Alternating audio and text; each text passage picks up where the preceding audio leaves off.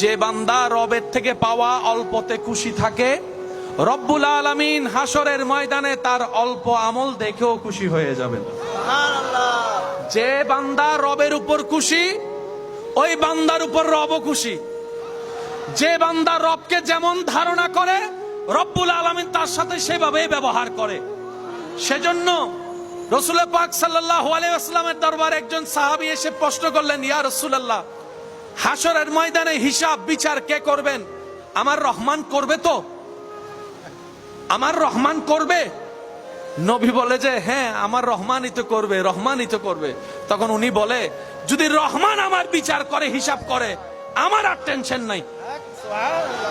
আরো জোরে বলেন, যদি আহকামুল হাকিমিন হিসাব করে তাহলে আমার খবর আছে।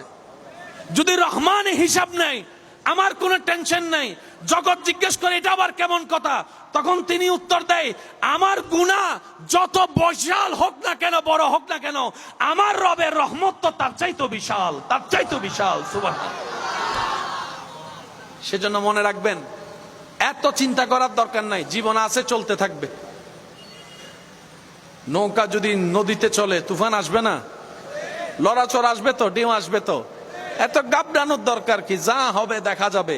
নিজের জায়গা থেকে নিজে সর্বোচ্চ প্রস্তুতি রাখবো, রবের উপর ভরসা করে। আর টেনশন করার কোনো দরকার, জোরে বলেন, আর টেনশন করার দরকার